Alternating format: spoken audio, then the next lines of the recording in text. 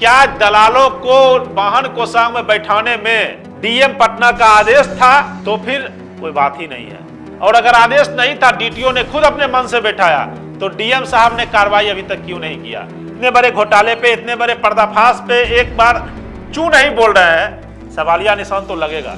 अब बिहार के सुशासन में बैठे हुए एक एक अधिकारी समझिए और जिलाधिकारी पटना आप भी समझिए, इस तरीके से प्रोग्रामर सुधांशु दुबे जी, जिनको जिला परिवहन कार्यालय पटना में अघोषित ये डीटीओ भी कहा जाता है, अगर आपको भरोसा नहीं है आप जाके वहां पे किसी भी माध्यम से पता कर सकते हैं। Programmer Sudhanshu Dubey assistant DTO ही है। उनका कार्यकलाप आप देखिएगा तो वो उसी तरीके से दिखेगा कि वो असिस्टेंट डीटीओ हैं। अब ऐसे तो जिला परिवहन पदाधिकारी प्रधान है डीटीओ ऑफिस के, परंतु जिला परिवहन पदाधिकारी के द्वारा सभी अवैध कमाई, जो भी मतलब अवैध तरीके से माल आना जाना होता है ना, उसका ब्यौरा रखना, उसका संचालन करना, उसको मैनेजमेंट करना, वो सारा का सारा मुख्य प्रबंधक एक तरीके से कहिए तो वो प्रोग्रामर दुबे जी ही हैं, जो कि वाहन कोषांग में ड्यूटी दिए जाने के संबंध में भी झलकता है। जिस तरीके से वाहन कोषांग में ड्यूटी आवंटित किया गया, यह स्पष्ट रूप से झलकता है कि कार्यालय के जो मुख्य आदमी थे, जो जिला परिवहन कार्यालय में ओरिजिनल कार्यरत आदमी थे, जो सरकारी कर्मचारी थे या कंप्यूटर ऑपरेटर थे, उनको चुनाव में लगा दिया गया। उनको चुनाव में लगा के और डीटीओ साहब के द्वारा, डीटीओ साहब के पीए असिस्टेंट डीटीओ के द्वारा, डीटीओ प्रोग्रामर सुधांशु दुबे जी के द्वारा अब जिला परिवहन कार्यालय में प्राप्त, मैं आपको कुछ स्क्रीनशॉट दिखाता हूं जिसमें सुधांशु दुबे के द्वारा कुछ आदेश दिया जा रहा है। अब वो आदेश इस तरीके से है, फलाना आदमी फलाना जगह चले जाओ, फलाना आदमी फलाना जगह चले जाओ।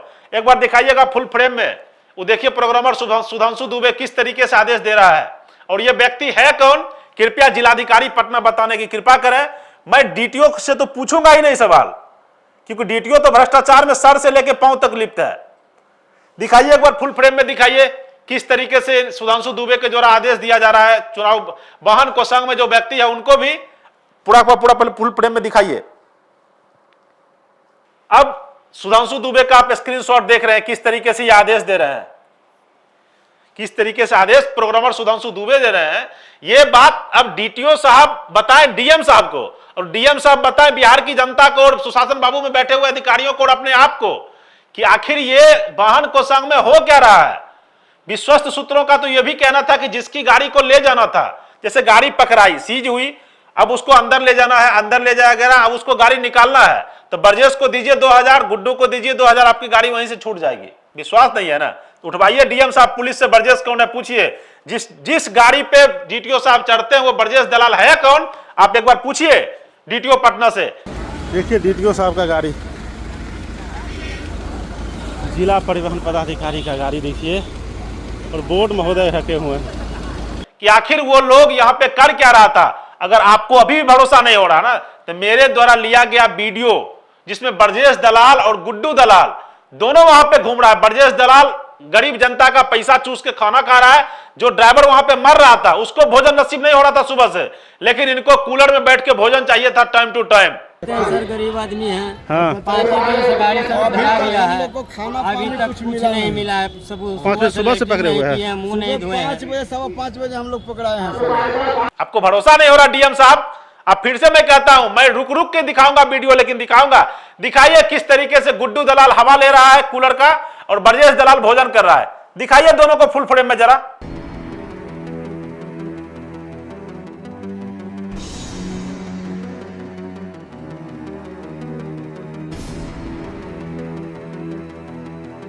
अब बताइए जिलाधिकारी महोदय, क्या कहना है आपका इस पे? क्या आपके द्वारा आदेश दिया गया था इन दलालों को प्रतिनियुक्त करने के लिए? अगर आपके द्वारा आदेश दिया गया था इन दलालों को प्रतिनियुक्त करने के लिए, तो कहीं ना कहीं सवालिया निशान आपके कार्यकलापों पे भी उठता है। और अगर नहीं, आप अगर बिल्कुल सही हैं, तो कृपया डीटीओ साहब पे कार्रवाई कीजिए और पूछिए उनसे कि ये दलाल वाहन कोषांग में कर क्या रहे थे। जो ओरिजिनल कर्मचारी डीटीओ ऑफिस का है, जो सरकारी कर्मचारी है या जो अनुबंध पर है, उसको तो दुबे प्रोग्रामर दुबे के द्वारा और डीटीओ साहब के द्वारा साइड कर दिया गया, क्योंकि उनसे उनकी कमाई होती नहीं।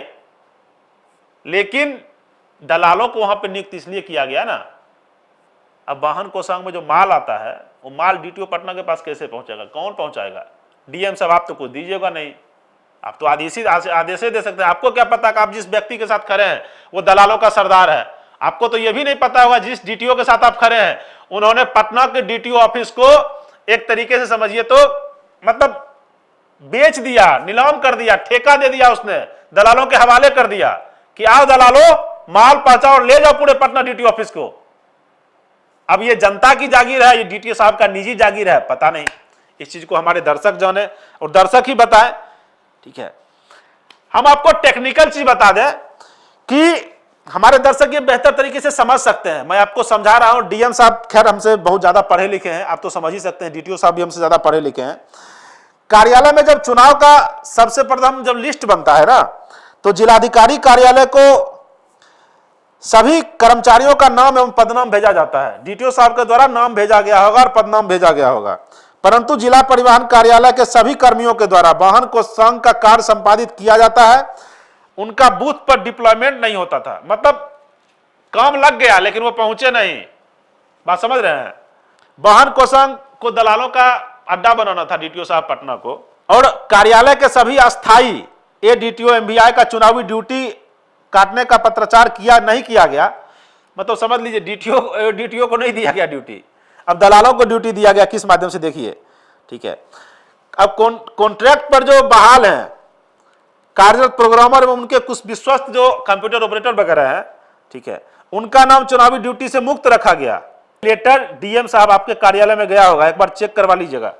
और दलालों के माध्यम से वाहन कोषांग का कार्य जो मैं बार बार चिल्ला के कह रहा हूं उसको संपादित किया गया और करवाया गया। अब हमारे पास ये सूचना आती कहां से है? नाम न छापने की शर्त पे, जिसको हम लोग सूत्र कहते हैं। कार्यालय में कुछ ऑपरेटर किरानी बाबू में बीएमएस से जानकारी प्राप्त की गई है, ये सारी की सारी उनके द्वारा बताया गया कि इस कार्यालय में संपूर्ण रूप से दलालों का कब्जा है। अब बीएमएस ऑपरेटर और मतलब डीटीओ ऑफिस का लोग ही कह रहा है कि दलालों का अड्डा है, और वो लोग कहेंगे क्या? देशवा ट्रांसपोर्ट न्यूज 6-7 महीने से दिखा रहा है। मैं फिर से कहता हूं, क्यों कालिक पुतवाने का काम कर रहे हैं?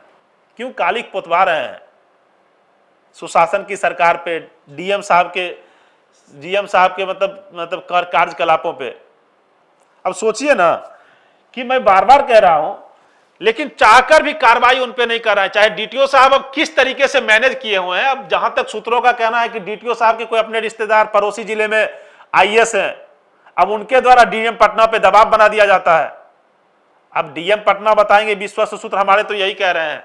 अब डीएम पटना आप बताइए कि क्या आप पर भी दबाव है कि आप डीटीओ पे कार्रवाई नहीं कीजिए? सबूत के बाद अगर कार्रवाई नहीं की रहे तो श्रीमान, तो लगता है कि हमारे बिहार को तो कौन बचा सकता है पता नहीं। लेकिन जो हमारे पास सबूत है उसको कोई झुटला नहीं सकता है, और आपके द्वारा नहीं कार्रवाई करना ये दिखाएगा कि आप भी उन्हीं लोगों के लिस्ट में हैं जिस लिस्ट में पहले के जिलाधिकारी और परिवहन के अधिकारी को अभी तक बिहार की जनता ने रखा है।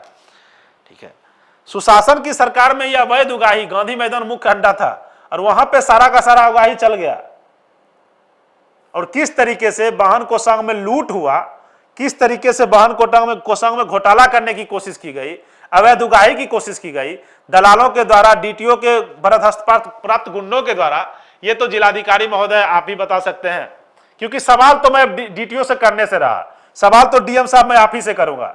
और जिस तरीके से ये वाहन कोषांग के मालिक आप थे, क्योंकि जिला के मालिक आप हैं, जिला के मालिक आप हैं, और आप ही के द्वारा सब कुछ कहा जा रहा है, और आप ही पूरा का पूरा मॉनिटरिंग भी कर रहे थे पूरे जिले में।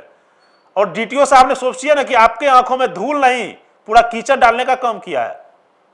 जिस तरीके से आपका पिछला रिकॉर्ड देखा जाएगा डीएम साहब, तो आप जितने अच्छे अधिकारी हैं, अगर डीटीओ पटना पे कार्रवाई नहीं हो रही है, अगर सबूत देने के बाद भी कार्रवाई नहीं होती है, तो दिखेगा कि आप जितने अच्छे थे। अब जनता हमारी कमेंट बॉक्स में बताए कि डीएम पटना के बारे में आप क्या सोचते हैं।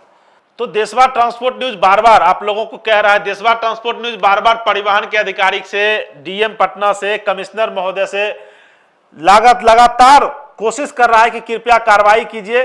पता नहीं कि क्या हो गया है इन लोगों को।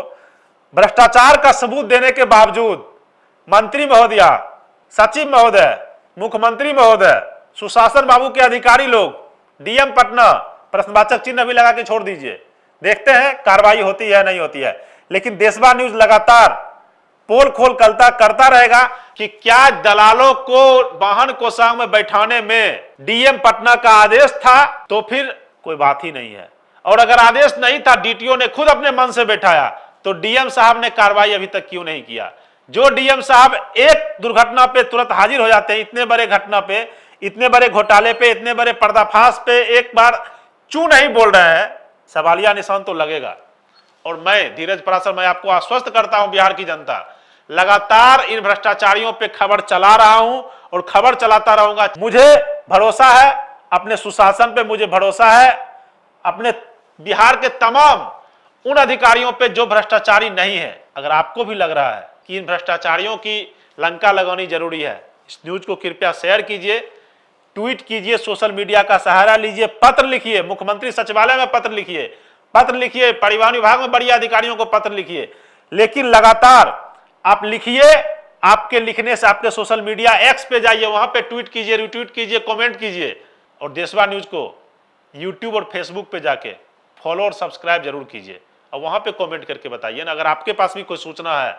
अगर जिलाधिकारी महोदय को कोई सूचना हमसे लेना है, मैं उनसे भी निवेदन करता हूं, मेरा नंबर नोट कर लीजिए कृपया, 7903305848। आपका फोन आएगा, मैं चला आऊंगा भागा, नहीं आएगा तो भी मैं आपसे समय लूंगा और आपसे भी सवाल करूंगा कि बताइए जिलाधिकारी महोदय, जिस तरीके से वाहन कोषांग में लूट हुआ, आपकी सहमति थी या नहीं? धन्यवाद।